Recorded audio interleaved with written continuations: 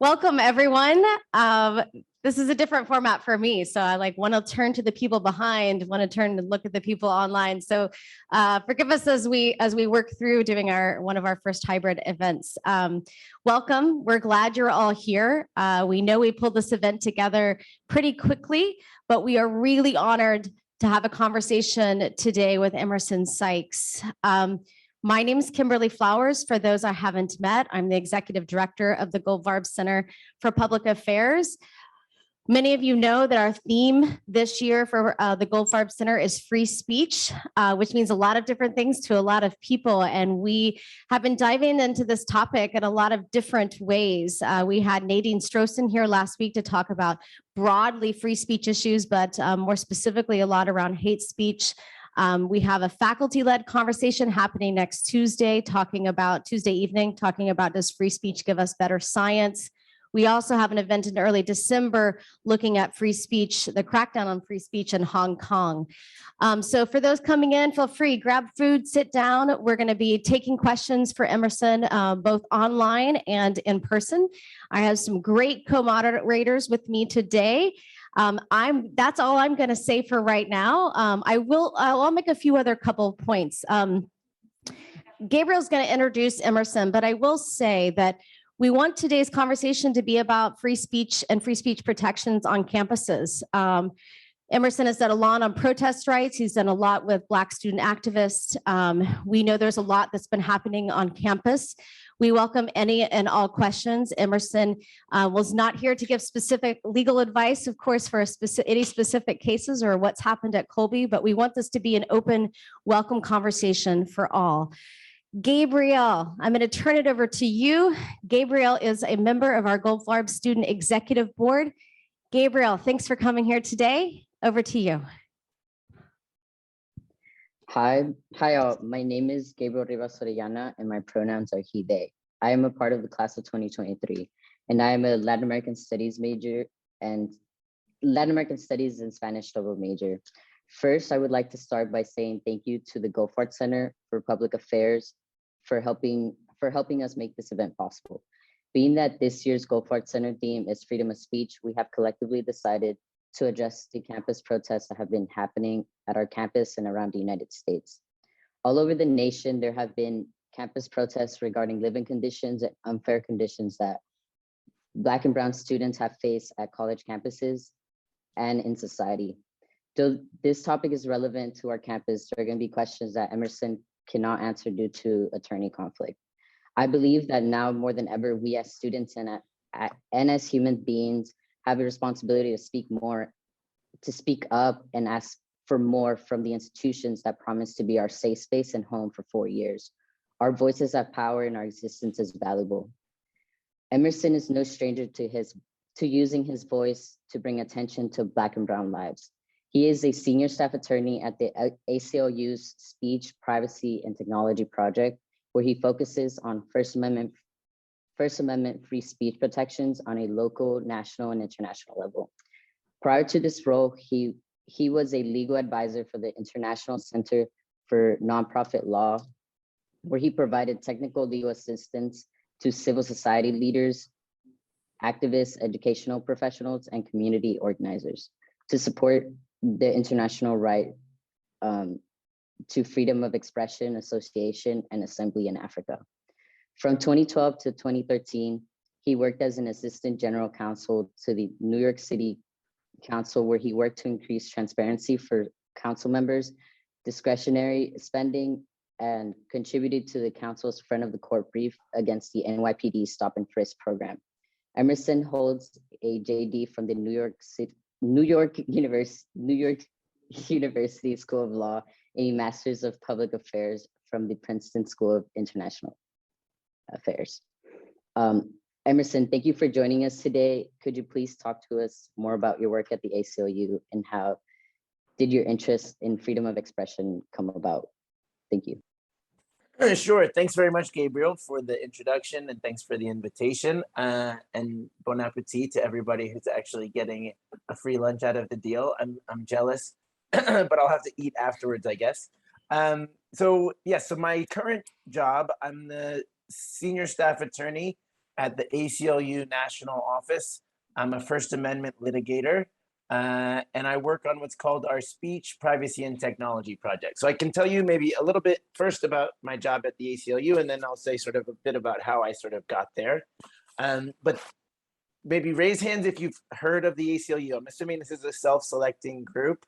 Heard of the ACLU? Most hands are up. Yes. Okay. So the ACLU is 100 years old, civil rights and civil liberties organization. We have affiliates in all 50 states. So there's the ACLU of Maine, which is doing incredible work on the state level and on local level. We have 3 affiliates in California, and then we have our national office. And within the national office, we have our communications team, we have our political advocacy team, we have our organizers, we have our sort of lobbyists who work in capitals, and then we have our legal team. And we are the ones who are working in the courts to try to defend constitutional rights. And we work on a whole bunch of different issues: immigrants' rights, women's rights, LGBT rights, the abortion rights, all the issues that you can imagine. Not all. We don't do climate change, which is a big criticism of us, that we don't have a climate change project. But we do defend constitutional rights in all manner of areas. And I focus on the First Amendment and the right to free speech. So there's a huge ACLU infrastructure, but that's the one little piece of it that I focus on. And I litigate cases that are around free speech rights, especially free speech rights on campus, especially the right to protest, and especially where free speech and racial justice intersect. So my main case at the moment, we just filed the first federal lawsuit challenging a ban on inclusive education. And we filed this suit in Oklahoma on behalf of the Black Emergency Response Team at Oklahoma University. So this is a Black student activist group on the campus of the University of Oklahoma, on behalf of some professors at University of Oklahoma, some K-12 students, some K-12 teachers, the NAACP of Oklahoma, the American Indian Movement of Oklahoma. All those are our clients. But have you heard about they're often billed in the media as anti-CRT or anti-critical race theory laws. Raise your hand if you've heard of these or seen this in the news. Yes, right? So we've seen how this sort of, we don't talk about critical race theory laws because really when they're not, many of the laws don't actually use that term, and the extent to which that phrase has been sort of co-opted and used as a catch-all to mean anything having to do with racism or sexism. So we talk about how these are bans on inclusive education. And so many states have passed these bans, but we are proud to work with our ACLU of Oklahoma affiliate, the Lawyers Committee for Civil Rights, and a pro bono council to sue Oklahoma, basically saying this law, which prohibits the discussion of racism or sexism on college campuses, as well as in K-12 education, is a violation of academic freedom in the on a college campus. It's a violation of students' right to receive information. It's unconstitutionally vague because we don't understand what these laws even mean. Nobody does. They're just sort of dog whistling, right? They're not laws that you can actually abide by. And we also have equal protection claims against them. So that's sort of the case that I'm working on full-time right now. But my background is in international human rights. So before that, I worked for 6 years all over sub-Saharan Africa on the right to protest. And so, you know, I definitely come to this work with a sort of international perspective, but right now what I'm focusing on is how do we help avoid situations on college campuses where students and other members of the community feel uncomfortable, they feel unsafe, they're trying to speak out and use their voices, but they feel unsupported by the administration, while at the same time, the administration, usually with the best of intentions, is, you know, putting out statements that are either lukewarm at best or sort of tone deaf at worst. And everybody is sort of left kind of frustrated by what's going on. So one of the things that I've tried to do is help students understand how the First Amendment both facilitates their activism, but also sort of what the rules of the road are in terms of what is constitutional and what is not. How can a school regulate speech? How can they not? Just so that those young activists who are doing so much to change society for the better have a good sense of where the lines are. Whether you cross the lines or not is your own strategic decision as an activist. But my role, I think, as a First Amendment attorney and as a free speech advocate more broadly and globally, is to try to help just help folks understand why the rules are the way they are, and how they and can encourage social change. Nina, over to you. What's your first question for Emerson? Yeah, thank you, Emerson, for that introduction. I actually am familiar with the ACLU. This past summer, I interned at the ACLU of Maine, and I worked a lot with the programming and engagement side of things. And at Colby, I'm a senior government and global studies major. And I'm really interested in learning more about civil liberties generally. And so that brings me to my first question. Kind of broad, actually, but I think relevant. What does free speech look like in the context of a campus? And more specifically, in the context, if you could talk in the context of a public institution versus a private institution. What does free speech look like? It's a great question. I think, one of the things that Gabriel brought up is how a college campus is your home, it's your school, it's often your employer, it's your hangout spot, it's where you eat all of your food. You are eating in a classroom, right now. So it's the way in which a campus is a very special place, in the way that it's all encompassing for people's lives is unique, while at the same time, we have this idea that colleges are places where people, adults, not kids, adults come to engage in rigorous intellectual exercises, right? Trying out new ideas, testing new theories. If there's any place for people to be able to think freely and have the fewest restrictions on the kinds of ideas that people are allowed to consider, it should be on a college campus. But that means that you put college students in a situation where, on their way to the bathroom, they've got to pass 5 people's doors. So if people want to put political statements on their door, that's not something that adults in other situations have to face, right? Like, I don't have to eat at the table next to my political opponent if I don't want to. You know what I mean? So I think that there's a way in which we ask a great deal of college students in particular in terms of what we expect them to deal with in terms of free speech. But with that being said, as I mentioned, we do have this idea that academic freedom is something that's not just important for students, it's not just important for professors, but really it's important for the health of our democracy. That we develop critical thinking skills, and we don't allow the government to prohibit certain types of ideas within scholarly pursuits. Now, what does that look like in practice? I mean, we talk about now we can get into a little bit like sort of the Constitution and the public versus private. You mentioned that as well. There were a lot of questions in your first question. So yeah, there's sort of the uniqueness of the college campus. There's sort of the special way that we treat academic freedom and free speech on college campuses.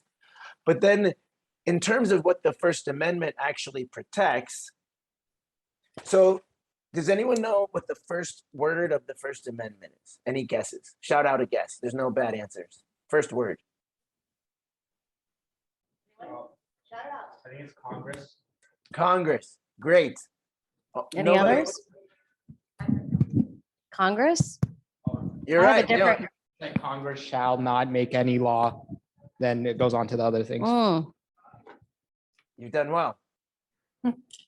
You've done Any well. other guesses? Yeah.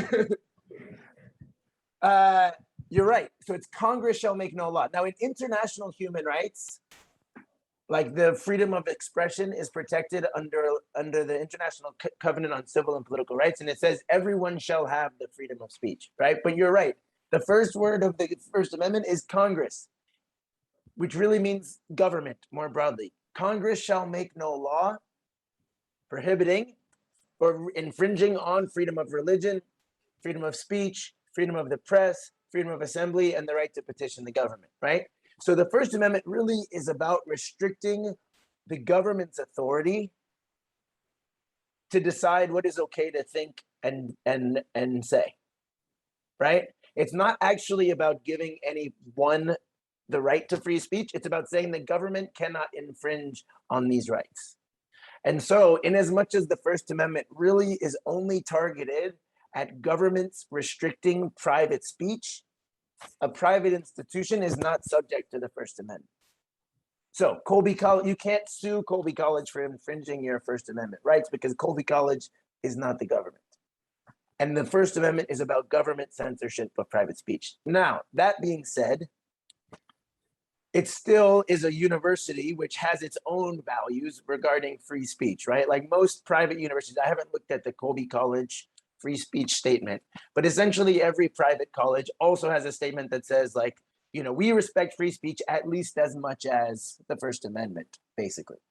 That may be different in like religious institutions where, you know, you're not allowed to say, do, you know, act in particular ways that are, you know, their own sort of religious strictures. So you can do that in private institutions. And Colby could, in theory, start instituting all kinds of things. But I'm guessing that Colby says that we respect free speech as much as anybody else.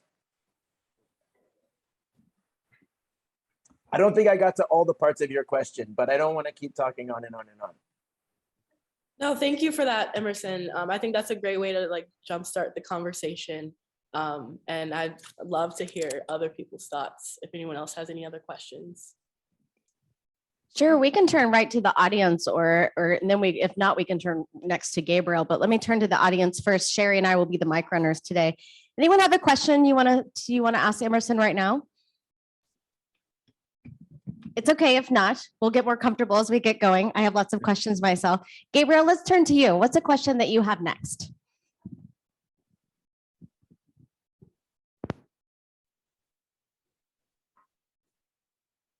He's on mute. Hi.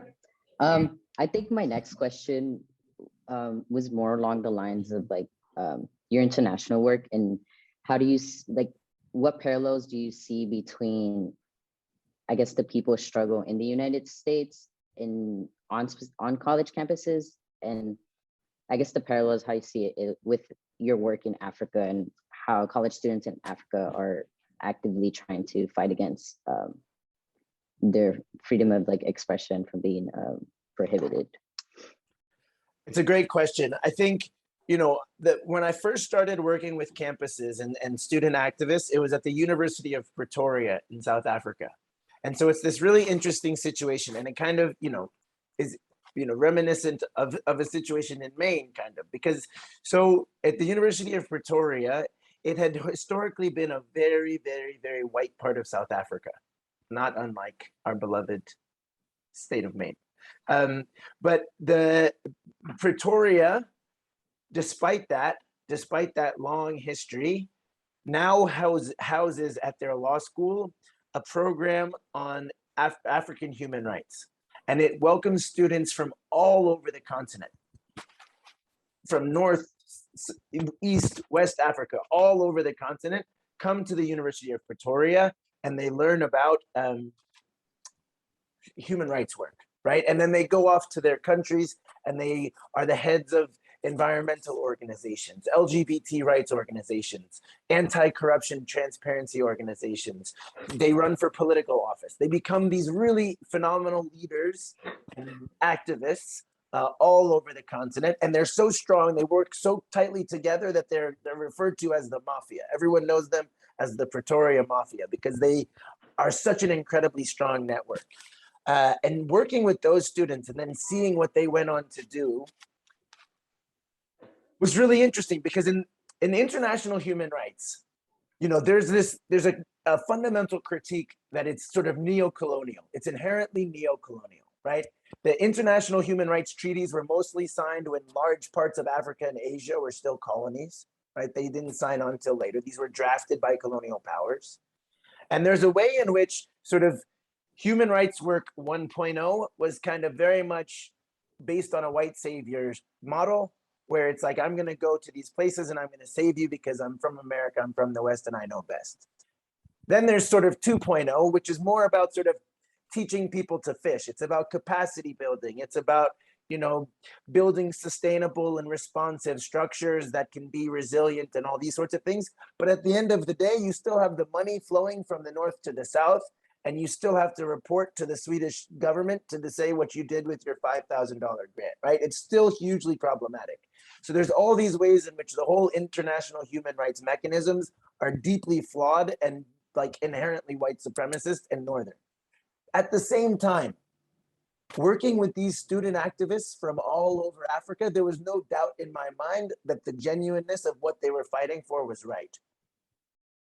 These people are fighting for women to be recognized as legally equal to men. They're fighting to protect forests from international businesses that are cutting the forest and killing people along the way, right? They're fighting for these very basic things that even if you understand that international human rights is deeply complicated, you have to believe that these folks are doing good work, right? And I think it sort of was inspiring to me, and also thinking about sort of more broadly free speech work, because it's deeply complicated, right? The Constitution was signed by what percentage of the Constitution signers were slaveholders, right? Like, it's not because of the founding fathers that I think that it's worth protecting free speech. It's because, one, I think everyone has the freedom to have their thoughts and their beliefs and their speech free of government intervention. That doesn't mean you can assault people and steal from people and all these things. But I'm saying your beliefs and your speech, genuine speech, should be free. And also, that's the only way that we have social change. It's the only way that activism can move from an idea to a movement to reality, unless you make sure that the government can't intervene. And that's really what the First Amendment is about.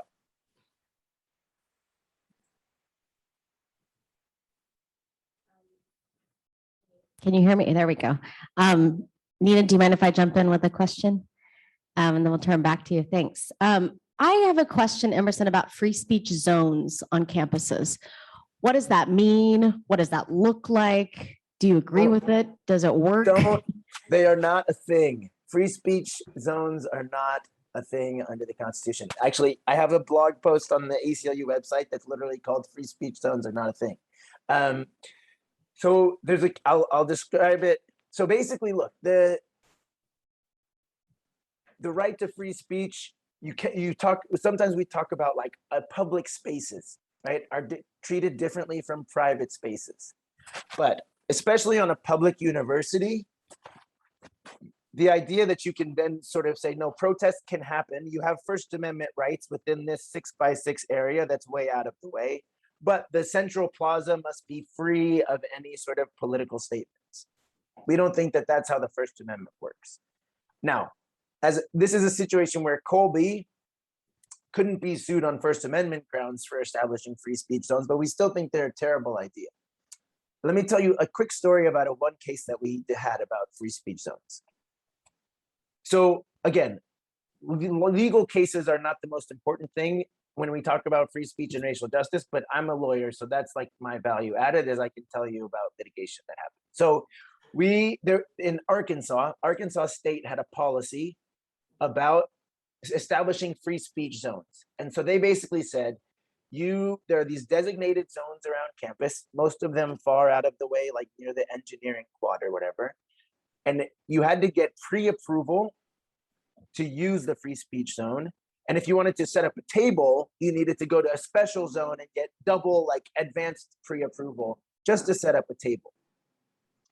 And for a long time, the ACLU of Arkansas had said this is unconstitutional. You can't only let people have tables, and it doesn't make any sense. In order to restrict people's speech, you have to have a good reason. And then you have no good reason to say, no, you can't, to limit speech to pre-approved areas. Clearly, if you're going to have a protest against the dean, you shouldn't have to get pre-approval from the dean just to set up a table. So we had been on record for years against this policy. And then a few years ago, 2019, I think, Turning Points USA. Has anyone ever heard of Turning Points USA? A lot of nodding heads. So they're like very pro-Trump youth organization.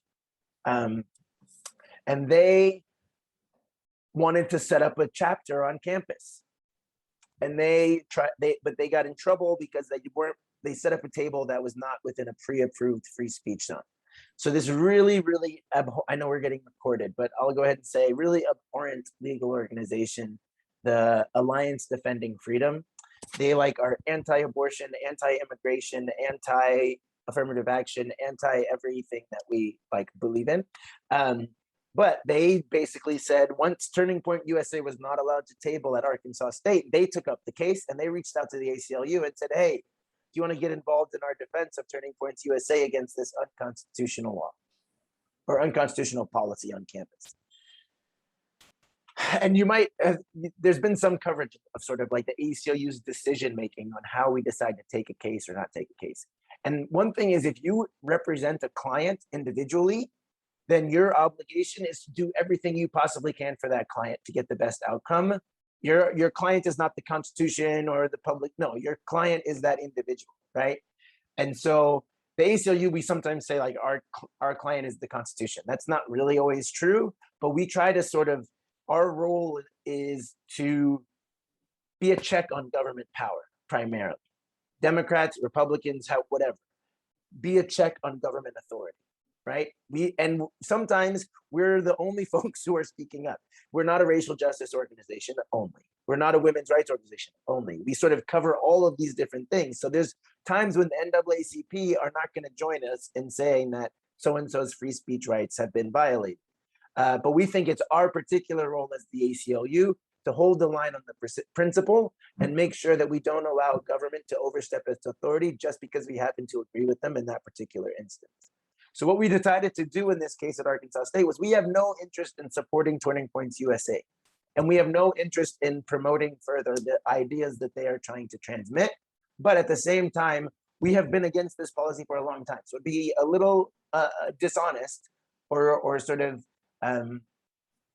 unprincipled for us to sort of sit on our hands and say, no, you can get this guy in trouble because we don't like him, right? It doesn't really make sense. So what did we do? We decided to file a friend of the court brief. In my bio, there was a mention of a friend of the court brief. And basically this is when two parties are suing each other, right? You have a plaintiff, you have a defendant, and somebody else, a third party says, look, I'm not involved directly in this dispute, but I have some sort of expertise. I have some sort of skin in the game, and the court should listen to my particular perspective. And a lot of times the courts kind of ignore these or they don't really pay attention to them, but the ACLU has been around for a long time. So when we write one, the courts usually tend to pay attention. So we wrote one that said, and we wrote it on behalf of another student group that was also facing trouble with the policy, and it happened to be called Peace and Love. And it was like an anti-racist organization. So ACLU and ACLU of Arkansas filed a friend of the court brief on behalf of Peace and Love, saying that the Arkansas state policy is and has been unconstitutional because it establishes free speech zones, and the right to free speech cannot be subject to location-specific pre-approval by the same government authority. I caught you mid bite, Kimberly.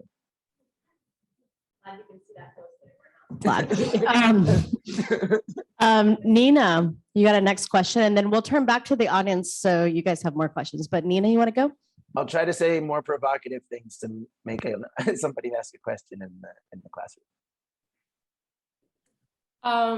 Yeah, I think what I'm really grappling, maybe not grappling, but I'm just really interested in learning more about the point you mentioned earlier when you were talking about the situation in South Africa and really fighting for what's right, what you believe is right. And I'm just wondering, because you are obviously limited to fight also based on what the Constitution says. So how do you fight for what you believe is right in a context where the system is inherently incorrect? How do you bridge that gap? How do you overcome that barrier of really believing in something, but not being able to institutionally challenge it? Yeah, no, I think it's an important question. I think, I have a colleague, Chase Strangio, who does a lot of our trans rights work. And he says, you know, the courts are a very unreliable place to find justice, but they're impactful. So we fight on, you know. I think, you know, we kind of all have, especially within a place like the ACLU, I mean, we all are pretty much of the same mind that our whole criminal legal system deserves to be burned to the ground. And so that's sort of we take as a given. And that's sort of how we come to work every day. But at the same time, one of my particular, you know, sort of in my portfolio is as we reconsider every institution, every assumption, every national myth, there's an idea of free speech that's worth maintaining. So that's my main argument, is not that, you know, it comes from some pure birth or that it's uncomplicated in any way, but that there's legitimate value in constraining the government's authority to censor people. Because what I've seen in my work all over the continent was where you don't have strong protections for free speech. I have colleagues who were arrested for criticizing the government on Facebook in Tanzania, for holding private pride rallies in Uganda, for holding political rallies in the Gambia, for advocating for human rights in Kenya. People getting locked up for the words that they say, for participating in a protest in Uganda, you know? And so I think that whatever we think about we can have our own political objectives, but we have to also keep an eye on the idea that that we should be distrustful of the people in power at all times. Thank you, Emerson. That definitely answered my question. Thanks, Dina. Good questions. Okay, Sherry. Oh, Andrew's got the mic. Go, Andrew. Hi, Emerson. My name is Andrew, and I'm a senior here at Colby. I wanted to ask a question specific to Colby's policies surrounding protests. And I have an email in front of me, and the language used surrounds this idea of significant disruption. And I guess a two-part question on this. I was wondering, how prevalent in your work has this language been in free speech policies around the country? And as your experience as a litigator, I guess what your interpretation of this significant disruption language would be? So that's a great question. And that gets back to something I meant to talk about earlier. These are all such great questions, and they're sending me in 30 directions, and I'm trying to pick which ones. But definitely, this language, actually, significant disruption, comes from a case called Tinker. Are you familiar with Tinker v. Des Moines? So this is a really famous student speech case, which was about the right to wear a black armband to protest against the Vietnam War. And these students wore the black armbands, and what the Supreme Court said was, you can't prohibit protest even in a K-12 public school, where they have a significant amount of power to tell you what you can and cannot say, and when you can talk and when you cannot. Children in school clearly have a lot of limitations on their freedoms. But this is the case that says you don't lose your First Amendment rights at the schoolhouse gates. And they said that as long as you're not creating a significant disruption to the school's functioning, you must be allowed to exercise your First Amendment rights. So the idea was wearing a black armband as a form of silent protest was not a significant disruption to the school's functioning, right? So in K-12 schools, silent protests like not saying the Pledge of Allegiance, which was another famous Supreme Court case, like wearing protest clothing in an unobstructive way, also not a problem. But you can't have a situation, the First Amendment doesn't protect your right to stand up and scream during your English class, right? You might get in trouble for that. This came up significantly during school walkouts, because we told student activists, especially in high school and KA, there are attendance policies, and you might get in trouble for violating the attendance policy. And the First Amendment doesn't protect you from violating the attendance policy. You can't be punished more harshly than others who missed class just because you were participating in a protest, but you have to bear the burden of actually violating the rule on being in class, because that's a valid, not First Amendment related rule. Now, all of what I've been saying so far, you might have noticed, was about K-12. There are different rules for college. Now, a lot of the work that the ACLU does, a lot of the amicus briefs that we write, the friend of the courts briefs that we write, is saying to courts, stop applying K-12 rules to higher education, or mostly that way, right? Because there's more leeway for the government to regulate speech in K-12 than there is in higher education, as I mentioned before. But too often we see courts and others sort of missing that distinction and importing these rules that are designed around, elementary schools, how to keep an orderly elementary school.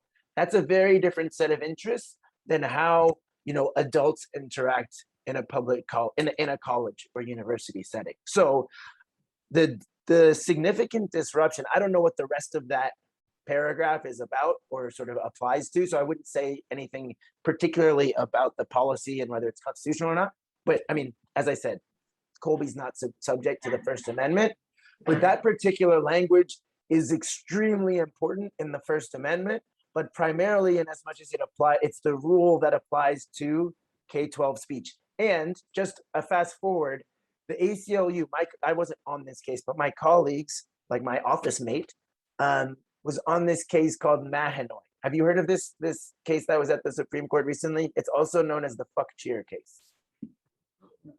So I'm seeing a few more nods. So basically, there was a Snapchat, a sophomore, I think she was a sophomore, public high school student, got cut from the volleyball team, was having a bad day. On Saturday, she was hanging out downtown with her friend and sent a Snapchat that said, fuck softball, fuck volleyball, fuck school, fuck everything. That's a paraphrase, but I think that's almost exact. We sell mugs and t-shirts and hats and handbags with that on our website. But anyway, what the Supreme Court had to decide, obviously Snapchat is different, but one of the things, and we had to figure out, is that within the authority of the school to regulate or not? And basically what the Supreme Court found was a Snapchat on the weekend, just because it contains profanity, it wasn't a threat, it wasn't, harassment, it wasn't violent in any way, it wasn't obscene, it had no impact on the actual school, it didn't disrupt school activities. No one said that they weren't able to have school on Monday because of the Snapchat over the weekend. And absent any of those concerns, it lies outside of the school's authority to regulate the speech. Right? You've got to be able to be off campus at some point. If you're not off campus on Saturday, even if you happen to be talking about an extracurricular, that doesn't mean that the school can punish you for your off-campus speech. So sorry, I got a little bit off of your particular question about the Colby College policy, but that phrase is hugely important. And there are lots and lots of cases litigating what does it mean to have a significant disruption. And recently, the Supreme Court said that Snapchats off campus that aren't threats aren't that. Great. More questions from the audience? And I put a chat for those that are online. Anyone who wants to ask an online question, feel free to put it in the chat section and we'll hope to get to it. But we'll continue with our audience here. Yeah, Amir. Hi, my name is Amir and I'm from DC, and there are a couple of instances where the DC government issued curfews. And I remember this happened after the protests following the death of George Floyd. And it also happened after the January 6th riot. And in both instances, you couldn't be outside doing anything after a certain time. And I wanted to see if you could speak on the constitutionality of this, because the freedom to assemble peacefully is protected by the Constitution, and the DC government is a government, and they were the ones that issued these. So how are these able to stand up? It's a great question. Thank you very much, Amir. So a few again, your question brings up lots and lots of important ideas. First, the issue of the curfews was super complicated. Let me start there. In part because it was also during COVID. right? So there was like this complicated situation where there were curfews in place in many places. There were limitations on public gatherings in many places. And there was also massive protests in the streets. And so for the ACLU, which cares a lot about the right to protest and also cares a lot about civil liberties and not giving the government too much authority to tell you what you can and can't do, while also not, there's this, I forget, I don't actually know who said it first, but like the First Amendment is not a death cult, right? Like the hope that we don't defend free speech up to the point that it, exposes you to undue risk, right? So clearly some COVID regulations were reasonable. Maybe some weren't, but it's a very detailed, specific to that particular area. So in terms of DC, we litigated lots and lots and lots and lots of cases all over the country about the right to protest, the use of excessive force, blocking off streets, kettling, which is sort of enclosing protesters into one spot and then sort of arresting them for not being able to disperse quickly enough. We were back to back to back. I did Know Your Rights trainings 3 times a week all summer, basically, because so many people were taking to the streets. It was a massive movement. And we saw all sorts of efforts to try to crack down on those protests. We targeted lots of them. The DC affiliate of the ACLU filed several lawsuits, including one against Trump for when he cleared the area across the street from the White House so that he could do like a Bible study or something. I'm not even remembering. A photo op with a Bible. Yeah, photo op with the Bible. I think I don't know that we won that case, but we filed several lawsuits about a variety of different ways of locking down protests, especially specifically in DC. We filed some challenges to curfews, but it was a little bit more complicated because of COVID, to be honest with you. But yeah, I don't know if that answers your question. I mean, we think that there were a lot of ways in which the government was cracking down on protests. And I think some of our affiliates sued about curfews. And on a national level, we were also, there's what are called time, place, and manner restrictions, right? And so there's ways in which the government can regulate protests and ways in which it can't. The government can never regulate a protest based on the viewpoint that's expressed, right? They can't say you're allowed to protest about this, but you're not allowed to protest again about that. They can never discriminate based on protest. You almost never regulate based on the content of your protest. Basically, you can protest not even on which side, but you can protest about this issue, but not about this issue.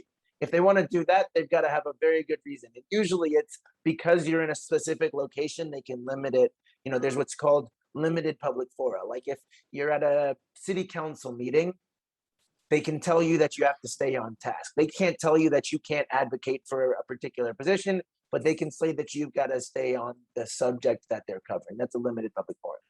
But in a true public forum, you should be allowed to address any subject, express any side of it, right? But the government can say no loudspeakers before 8 a.m. If you have more than 1,000 people and you're going to use amplification, you need to apply for a permit ahead of time. Permits are complicated because often they're used to regulate speech in an unconstitutional way. We had a case in North Carolina about a place that was basically denying all permits to protest around a Confederate monument outside of a courthouse. Thankfully, we won that case. But there are these sorts of neutral rules that aren't targeting a particular viewpoint. They're not targeting a particular issue area, but just sort of saying like, if you're going to do this, then you need to get sort of pre-approval, and you can't use certain amplification on certain hours in a certain type of neighborhood. So the question for the curfews was, is that a time, place, and manner, viewpoint neutral, content neutral regulation, or is that targeting Black Lives Matter? Emerson, I'd like to take a question that you might be able to see it online, but the question is, does the college as an employer have the right to restrict employee speech regarding events that happen on campus? So example, discussing events with people outside campus, not particularly the press. And I would just add, as you answer this, kind of going back to Nina's question, which was also one of mine, of, in this case, since we're a private college, maybe addressing this from a private and if there's a different answer for a public. Yeah, so my advice is to get an employment lawyer if you need an employment lawyer. I can speak generally about sort of how the Constitution protects governments or employee speech, and it really does only apply to public employers. So there may be other like contract or state employment law or all sorts of other protections for employees against their employers, even private employers. But in terms of your First Amendment rights as an employee of a private company, if you're commenting, if it's one part of the calculation is whether it's a part of your job or whether it's an issue of public concern, right? So if you're commenting on an issue of public concern, the First Amendment has the most robust protections. But if you're commenting in your official capacity or on a topic that's directly related to your work, your employer will tend to have more authority to, usually the way it comes out is, can they punish you for speaking out of line? And clearly, if you are like, there's a balance, right? Because there are whistleblowers, there are all sorts of ways in which we think that it's good for people to be able to speak out without getting in trouble for it. So whistleblower protections are one particular area of law, right? Like if you're exposing misconduct, you have the right not to be retaliated against. But if you're a recruiter for Colby College and you're going around the country saying Colby is a terrible place to go to school, you might get fired, and the First Amendment isn't going to protect you. So, there's this balance between like, is it speech that's a part of your job? And that, talking bad about your employer or actively being bad at your job isn't commenting on an issue of public concern, right? Like that's not protecting your free speech right to challenge government authority. So that is the that's not a direct answer to your question maybe, but I think those are some of the things that we wrestle with when we consider questions around employer and employee speech. But it's literally, I'm serious. If you actually have a question about your own rights against your employer, you should consult an employment counsel. Since I know students are going to have to start going to class soon, and we've got a couple of questions. So I think what we'll do is take 2 or 3 questions from the audience to lump some things together. So go ahead. Yeah. Hi, Emerson. My name is Dominica. I'm a freshman. Nice to meet you. I was wondering, what was the first case you won while working with the ACLU defending freedom of speech? Great. What's another question? Anyone else? One had to leave. One had to leave. Darn it. Okay. Anyone else have a question? I have a question actually. Yeah, go for it, Gabe. Yeah, jump in. So my question is there like any like nonprofit organizations or like lobbyists working to amend the Constitution in order to, I guess, just kind of like start making these laws to make like private institutions like accountable within the Constitution? Because it seems like private institutions can do whatever they want. And I don't know, I feel really uneasy that I'm literally at the mercy of Colby College at my 4 years here. So it's kind of like, okay, am I even a free citizen right now? Like if I speak out of line, like, am I going to be reprimanded? Yeah, just something along those lines. So. Those are 2 great questions. So first, the first case we won. These cases are a little bit complicated. I'll tell you about the last case I won. I don't, because when you sort of start out, you sort of get a little piece of a case, and then you get a bigger piece of a case, and then you get a bigger piece of the case, and then finally you're running your own cases. So the first one I won, I had very little to do with it, but I'll talk about the most recent win. So it'll give you a sense of the different kinds of issues that we work on, because this is an area that we haven't talked about at all.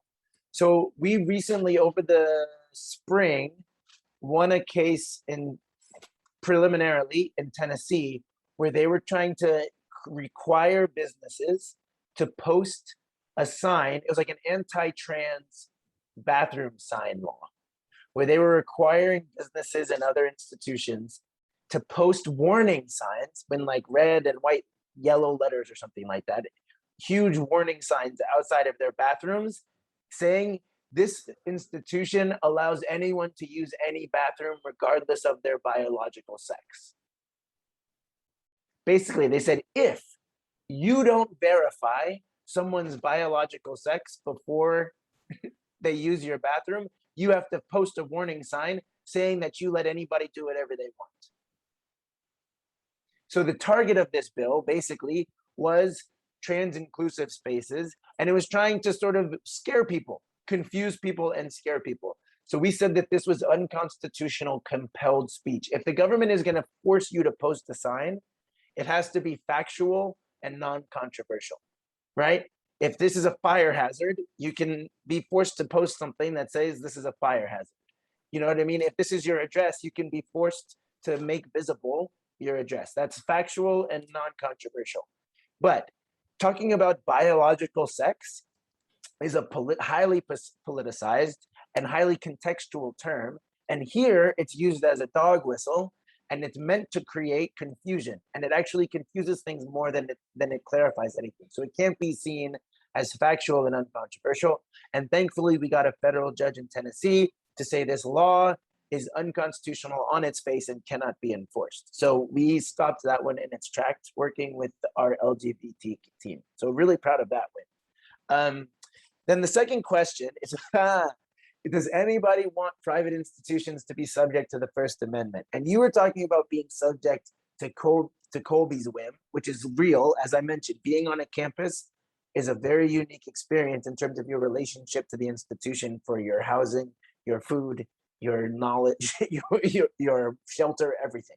The way in which, though, this is really popping off is around private social media platforms. And there's a similar argument. So Facebook, Twitter, when we talk about social media, really we're talking about like the giant ones, because it doesn't really matter. If you have a, no one's calling for more censorship on your like knitting circle text thread, right? We only care about the ones that are huge and have a real impact on our national dialogue. And the question is, shouldn't they be subject to the Constitution? Shouldn't they have to abide by principles of free speech that outline incitement and harassment and all these sorts of things? And they're being pulled in two directions. On the one hand, people are saying they need to silence more, like need to regulate things more heavily, which would actually be harder if they were subject to the First Amendment. But they also have this exemption under what's called Section 230, where they're not responsible for any of the content that's posted on their platforms, right? They're only responsible for what they do themselves. So there is a super robust discussion around what is the appropriate relationship between the Constitution and privately held social media platforms when at some point they've got billions of users. Are they essentially infrastructure, right? So we treat roads are generally made and maintained by the government, right? And it's infrastructure. It's a part of like the things that we all use to get around for our society to function. And similarly, even private roads, if they're open to the public, can be treated like public roads because they're essentially being used as infrastructure. It doesn't matter that they happen to be privately held. And so there's a question around, at what point do these private social media platforms become essentially utilities, like things that we need to function as like infrastructure for our modern society? Some people say we've already gotten there. Some people say, no, we're not there yet. I can sign off of Twitter anytime I want. That doesn't mean I can't function as a human being, right? Like they're not that fundamental. But that's like kind of an ongoing debate about how free speech principles and the First Amendment interact with private companies who have a lot of power, right? When Facebook makes a decision about free speech, it's just like how when Colby makes a decision, how much it affects you, right? When Facebook makes a decision about what kind of speech it will allow and not allow, that's a big deal for everybody. When they decide to ban President Trump from Facebook, like that's a big deal for all of us. But that doesn't mean it's a government action. And so therefore it's not covered by the First Amendment. Gabriel, do you feel like your question was answered, or do you want Emerson to say anything more? No, I think it was. Thank you. Okay, great. I know we have to wrap up now, so I'm just going to turn and look at the audience here one more time. Anyone else have any other questions or comments you want to add? Okay. Nina, do you want to have a final question or comment, or just thank our speaker? I'm all set. Thank you, Emerson, for answering my questions earlier. I think it's definitely relevant to consider everything that was said today in relation to lived experiences. Yeah. Mhm. Yeah, you know, and I really appreciate the invitation. I know we didn't get into sort of the nitty gritty of what's going on campus. You know, in a non-COVID world, I would have loved to have, you know, come up, spent 36 hours, had breakfast with some folks, met with student activists, like really dug into things in a deep way. But unfortunately, this is the world we're living in, so we're stuck in a few boxes on a screen. But Kimberly has my contact information. You may have it also, I think. But feel free to reach out. I'd be happy to, you know, chat about anything you'd like to. I mean, I always say that I don't tell activists what they should and shouldn't do, but I do help because that's their own strategic choices. But I am happy to explain the ways in which these principles come into play and how they need to be navigated on a day-to-day basis. Thank you so much for that offer, Emerson. And I know that I think Gabriel and others will see how we can continue to engage you at Colby, whether that's through the Goldfarb Center or other avenues through Colby. We're really appreciative of your time, your leadership, your work on this. As you know, as an Oklahoman, I am very proud of the work that you've been doing there. And we're just thankful. I am going to say a couple of plugs for people. We didn't talk a whole lot in depth today about Black student activism or the history there. There's a great lecture that Emerson gave last week at Oregon State University. Just Google his name and the link will come up. You can find it.